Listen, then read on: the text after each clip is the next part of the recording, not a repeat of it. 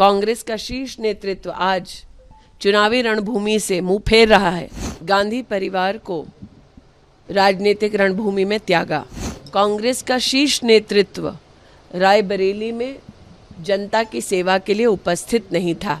जनता भी ये जानती है रायबरेली की कि जिन्हें अमेठी ने अस्वीकार कर दिया, जो अमेठी छोड़कर वायनाड चले गए, वो रायबरेली के पूर्णता कभी नहीं हो पाएंगे कि उन्होंने वायनाड में कहा कि वायनाड ही उनका परिवार है। तो आज रायबरेली में क्या कहेंगे? प्रधानमंत्री जी ने पहले से ही जनता को आगाह कर दिया था कि जैसे ही वायनाड में वोट पड़ जाएगा उसके बाद राहुल जी रुख करेंगे एक नई सीट का। गांधी परिवार को राजनीतिक रणभूमि में त्यागा।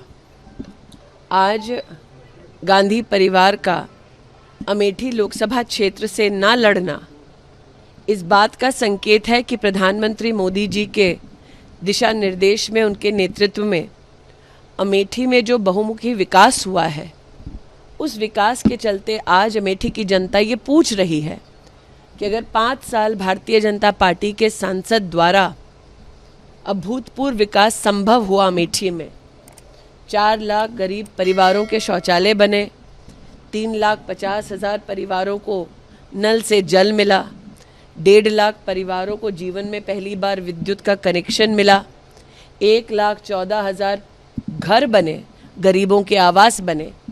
तो अगर 5 साल में, जिसमें 2 साल कोरोना के थे, अगर भारतीय जनता पार्टी के सांसद और सरकार के लिए ये संभव रहा, तो 50 साल से और विशेषतः 15 साल लापता रहने के बाद इतनी पीढ़ियों की हानि गांधी परिवार ने अमेठी लोकसभा क्षेत्र में क्यों की? आज मैं अमेठी की जनता को नवसंकल्प विकास का इसके साथ आश्वस्त करना चाहती हूँ कि प्रधानमंत्री मोदी की सरकार पुनः बनने वाली है। प्रदेश में भारतीय जनता पार्टी की सरकार है। दोनों सरकारों के मध्य में समन्वय कर हम विकास को केंद्र बिंदु बनाकर यहाँ काम करते रहेंगे। अमेठी के भारतीय जनता पार्टी के सभी कार्यकर्ताओं का पुरुषार्थ और परिश्रम, मेरे नेतृत्व का आशीर्वाद, उनका मार्गदर्शन आज अमेठी में चुनाव में वोट पड़ने से पहले ही एक इतिहास रच चुका है।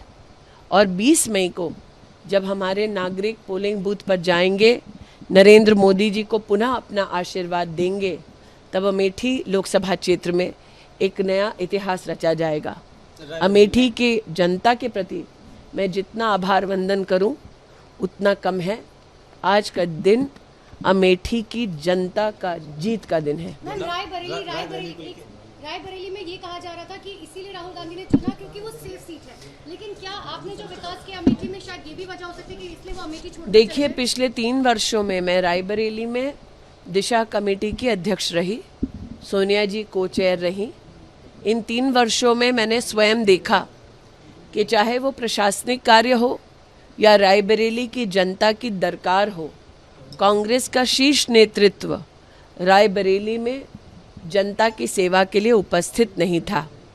मैं भारतीय जनता पार्टी के रायबरेली के प्रत्याशी को अपनी ओर से शुभकामनाएं प्रेषित करती हूं। आज उन्होंने नामांकन भरा है और जनता भी ये जानती है रायबरेली की कि जिन्हें अमेठी ने अस्वीकार कर दिया, जो अमेठी छोड़कर वायनाड चले गए, वो रायबरेली के पूर्णता कभी नहीं हो पाएंगे।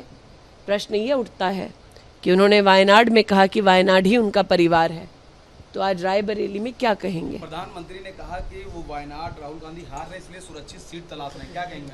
प्रधानमंत्री जी की दूरदृष्टिता का परिणाम है कि आज अमेठी लोकसभा क्षेत्र में आप कमल का फूल खिलते देख रहे हैं। प्रधानमंत्री जी ने पहले से ही जनता को आगाह कर दिया था कि जैसे ही वायनाड में वोट पड़ जाएगा उसके बाद राहुल जी रुख करेंगे एक नई सीट का। प्रधानमंत्री के शब्द साक्षात आपके सामने धरा पर इम्प्लीमेंट होते आप देख पा रहे हैं। इसलिए आज मैं प्रधानमंत्री जी के उस स्वर को पुनः आपके सम्मुख प्रस्तुत करती हूँ जब उन्होंने कहा कि कांग्रेस का शीर्ष नेतृत्व आज चुनावी रणभूमि से मुंह फेर रहा है, क्योंकि वो भी जानते हैं कि अब राष्ट्र भर में एक ही स्वर गूंज रहा है। फिर एक बार केंद्र में मोदी की सरकार। स्मृति जी, क्योंकि अब प्रियंका गांधी ने कहा है कि जब तक चुनाव नहीं होते तब तक प्रियंका गांधी और वाड्रा जो है वो यहीं पर रहेंगे अमेठी में। मेहमानों का स्वागत है, हम लोग अतिथियों के स्वागत में कोई कसर छोड़ेंगे नहीं।